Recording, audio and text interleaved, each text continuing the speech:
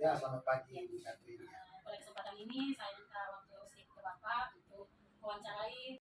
Ya, baik ya. Sebelumnya ya, saya sebagai kepala SDM Kudus itu sangat mengapresiasi, ya, sangat mensupport ya setiap kerja, setiap kinerja yang semua guru lakukan. Ya. Ya, adapun saya minta jawaban tanggapan dari Bapak jawaban sehubungan dengan pertanyaan selama ini mungkin Bapak sebagai kepala sekolah melihat kasus-kasus yang terdapat dilema etika atau juga moral seperti hanya pada kasus kenaikan kelas KKM atau kelulusan. Kira-kira bagaimana Pak dilema etikanya? Ya baik, terima kasih Bu. Ya, ini sebuah pertanyaan yang bagus dan tentunya saya akan mulai dari pertama itu adalah tidak ketika kita menilai seorang anak ini, maka tidak hanya sekedar kita melihat dari aspek kognitifnya, pengetahuannya.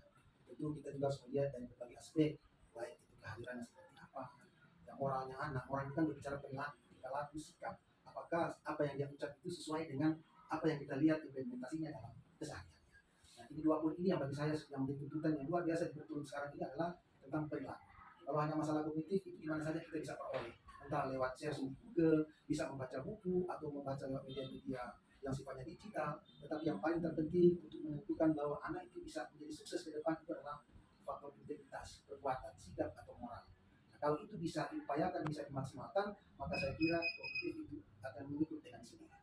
Jadi sekali lagi garis besar sini poin yang saya garis bawahi adalah yang terpenting adalah anak punya moral yang bagus, punya etika yang bagus, punya spiritualitas yang bagus, punya sikap sosial yang bagus. Nah, kalau itu yang bagus, saya kira kognitif itu adalah merupakan bagian yang nantinya akan mengikuti apa namanya ya, mengikuti dari kedua aspek yang pertama itu spiritualitas sama moralitas atau sikap sosial. Itu mungkin yang bisa saya berikan penjelasan terkait dengan pertanyaan itu. Terima kasih Pak. Saya pindah ke pertanyaan berikutnya. Selama ini kira-kira Bapak menjalankan keputusan yang tersebut. Tentu ada kasus-kasus di mana ada yang ada kepentingan yang sama-sama mengundang nilai kebajikan. Maksudnya kayak pertentangan ada nilai kebajikannya. Khususnya di kasus tentang kenaikan kelas dan nilai KKN yang tidak cukup kepada anak. Baik, terima kasih Bu ya. Saya bisa mengatakan bahwa keputusan siswa itu naik kelas dan tidak itu kan banyak aspek. Dan tentu yang sangat menentukan juga itu adalah dewan guru. Nilai itu kan banyak diperoleh faktor-faktor banyak hal. Ketika dia kurang sehat kalau dia atau lagi sakit atau di lingkungan sekitarnya lagi ada acara kondangan ribut sehingga dia tidak fokus untuk belajar, makanya butuh ada yang namanya nilai sikap dan ada namanya nilai keseharian yang akan menentukan bahwa anak ini bisa naik kelas atau tidak. Nah tentu faktor-faktor inilah. Tapi seperti yang saya katakan pada waktu rapat sebelum kita menentukan naik kelas anak lulus dengan itu ada kriteria. Kriteria yang pertama adalah sikap. Yang kriteria kedua adalah absensi siswa. Lalu yang ketiga adalah pengetahuan. Kalaupun dia tidak mencukupi secara pengetahuan atau KKM, nah itu biasanya dikembalikan ke forum rapat. Karena tujuan pentingnya adalah di forum rapat. Ya, terima kasih Pak jawabannya. Jadi di sini saya lihat itu adanya musyawarah yang akan dulu ya. Yang ketiga Pak, kira-kira langkah-langkah apa atau adakah prosedur seperti apa yang bisa Anda atau Bapak lakukan selama ini? Mungkin sama dengan sebelumnya. Ya, tadi kan di situ lihat adanya rapat diskusi yang dahulu. Tapi mungkin adakah prosedur atau seperti apa langkah-langkahnya? Iya, baik ya. Prosedur atau langkah-langkah yang pertama tentu guru dulu yang pertama itu guru harus berbenah. Guru harus menciptakan sebuah pembelajaran yang betul-betul dibutuhkan oleh anak, bukan untuk kebutuhan guru, tapi untuk kebutuhan anak. Yang kedua, guru harus mampu menjalin komunikasi yang baik dengan orang tua murid. Yang ketiga, guru harus mampu bekerja sama berkolaborasi dengan rekan-rekan guru atau rekan-rekan pejabat.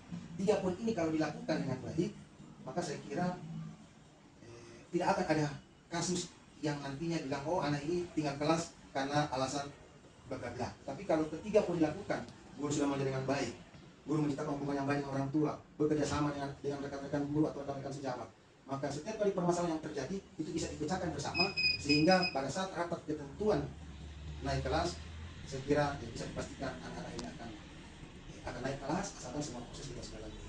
Misalnya proses memberikan media bagi yang kurang pada saat ulangan, memberikan proses bimbingan lanjutan setelah selesai pulang sekolah, ada kerjasama hubungan timbal balik dengan anak dan orang tua.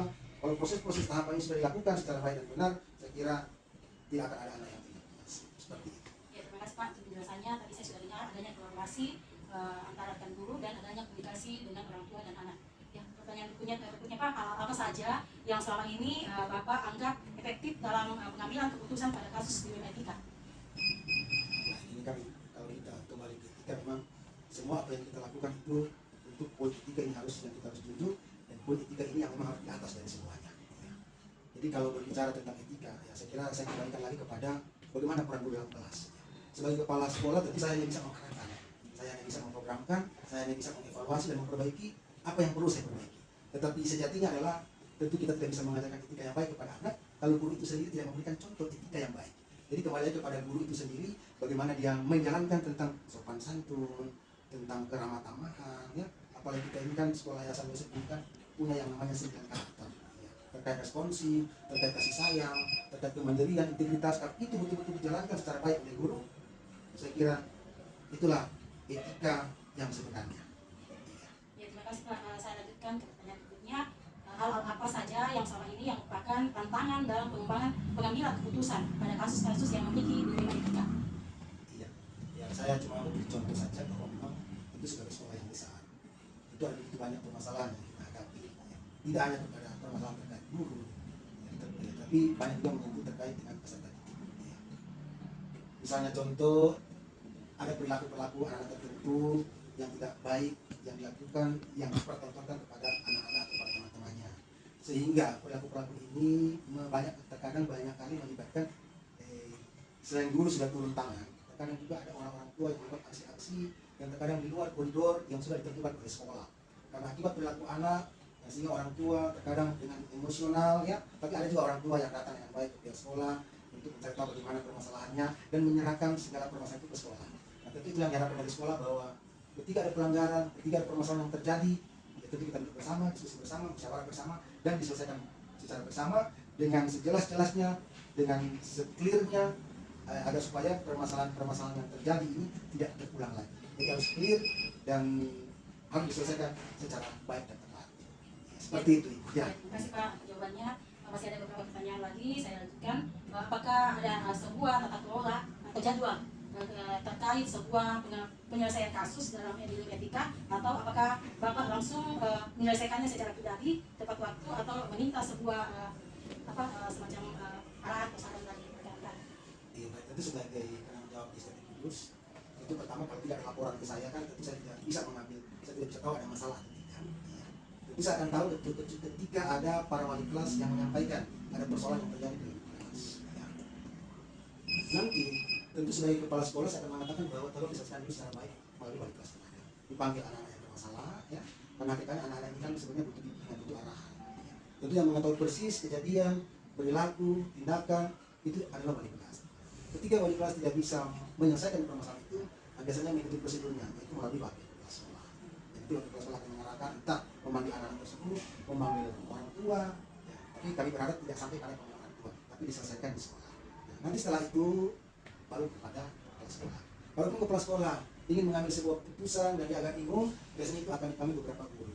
Ya, dipanggil beberapa guru supaya ketika kita menyelesaikan masalah ini, betul-betul pemikiran itu lahir dari keputusan bersama, bukan keputusan wali kelas, bukan keputusan wakil kepala sekolah atau kepala sekolah, tapi keputusan bersama. Karena disitulah yang tertinggi itu adalah keputusan dewan guru. Iya, jadi seperti itu. Jadi Pak, di sini tidak ada jadwal khusus, maksudnya sebelum mungkin pengambilan keputusan dalam rapat KKM penentuan kelas, dan ada memang jadwal kayak semacam internal rapat yang ada beberapa guru dan guru, gitu Pak. Iya. Pertama, tentu sebagai pimpinan, tentu dinamika yang terjadi, proses yang terjadi dalam kelas, tentu yang menjadi proses adalah guru dan wali kelas. Mana anak-anak yang mengalami hambatan belajar, mana yang perlu dibantu, mana yang perlu dibimbing, mana yang harus diberikan bimbingan lanjutan, tentu semuanya itu kan yang lebih tahu proses adalah guru. Ya, sehingga kalau ditanya masalah adakah jadwal, itu biasanya tidak ada, ya. Karena memang kami lebih banyak menyerahkan kepada wali kelas. Ya, kalaupun ditanya jadwal, ya tentu akan ada jadwal, itu hanya jadwal rapat. Rapat penentuan kenaikan kelas. Nah, tentu diawali dengan pembacaan kriteria. Nah, nanti jika akan berproses, berdinamika, kita akan lihat, oh seperti apa. Nah, nanti akan kita pertanggungjawaban dari wali kelas dan guru-guru yang mengajar kelas tersebut. Nah, jadi kalau mau mengatakan ada jadwal, itu belum ada sampai saat ini. Tapi kalau sifatnya jadwal untuk evaluasi itu ada, itu setiap hari juga, seminggu sekali. Evaluasi kepala sekolah terhadap proses pembelajaran yang terjadi dalam kelas berdasarkan laporan ataupun berdasarkan monitoring yang saya lakukan. Ya, itu yang namanya evaluasi proses pembelajaran. Itu ada setiap minggu sekali. Ya, terima kasih Pak. Selanjutnya lagi, adakah seseorang atau adakah faktor apa saja yang selama ini mempermudah atau membantu Bapak dalam pengambilan satu keputusan terkait kasus-kasus dilema yang dihadapi khususnya dengan tentang kenaikan kelas ya, dalam kriteria ketuntasan. Iya, pertama kita harus menghormati keputusan kita bersama melalui kurikulum yang dirapatkan pada saat kita membentuk sebuah kurikulum, menyusun sebuah kurikulum. Dalam penyusunan kurikulum itu tentu jalannya terdapat kriteria penulisan dan kriteria penempatan. Dan itu dirapatkan bersama. Nah, makanya apa yang dirapatkan bersama, diputuskan bersama dalam penyusunan KUSP atau kurikulum itu harus yang kita pakai sebagai kriteria dalam penentuan kenaikan kelas dalam rapat. Nah, seperti itu. Nah, dan saya kira ya itu yang harus kita lakukan. Lalu bagaimana ada hal lain yang misalnya anak melihat dari kriteria itu, misalnya memang ada anak 1-2 yang mungkin agak berat, nah biasanya kita tetap dulu mencari jalan keluarnya dulu, kita tidak langsung mengatakan anak itu harus naik kelas. Ya biasa kita panggil orang tua, kita coba menyampaikan seperti apa yang anak ini di rumah, seperti apa proses belajarnya di rumah, nah, baru kita bisa mengambil sebuah keputusan. Ya, seperti itu. Baik, terima kasih Pak. Untuk jawabannya mungkin ini pertanyaan terakhir Pak. Kira-kira dari penjelasan ini, kasus tata ini, maka mungkin ada pembelajaran yang Bapak petik dari hasil penyelesaian keputusan terhadap 5 kasus dalam dilema etika dalam penentuan kriteria kelas seorang anak. Iya. Saya kira yang menjadi kesimpulan atau sebuah konklusi dari saya bahwa hal-hal yang terkait dengan peserta didik tidak hanya menyangkut kenaikan kelas, ya, tidak hanya menyangkut kelulusan, tapi menyangkut proses pembelajaran, menyangkut etika, moral, spiritualitas, itu yang harus kita lakukan. Itu adalah yang namanya musyawarah. Musyawarah dengan tujuan untuk mencari sebuah hal yang terbaik, tidak hanya mengambil keputusan sendiri, tapi keputusan itu harus dalam bentuk forum. Ya, karena forum musyawarah itulah etika yang harus kita pertahankan, yang harus kita budayakan, yang harus kita lestarikan, agar segala sesuatu yang menyangkut sekolah, menyangkut anak didik, menyangkut masa depan sekolah ini, itu harus kita kolaborasi bersama. Jadi yang pertama sini adalah pentingnya yang namanya musyawarah. Itu yang saya bisa sampaikan. Ya, terima kasih Pak untuk masukan pertanyaannya, saran dan yang lainnya sehubungan dengan kasus kriteria kenaikan kelas terhadap siswa. Jadi saya di sini ada kesimpulannya itu adanya musyawarah bersama dengan semua rekan-rekan guru dan anggota masyarakat yang ada dalam lingkungan sekolah ini, khususnya di SDA di Kudus. Terima kasih atas waktunya Pak. Ya, terima kasih Ibu ya, Ibu sukses selalu ya. Dan Tuhan memberkati segala aktivitas Ibu. Ya, tetap semangat ya. Di kepala sekolah tentu hanya bisa kami menyampaikan support, terus mendukung ya. Yang penting itu untuk kemajuan anak-anak kita. Ya, terima kasih. Ya, dan selamat.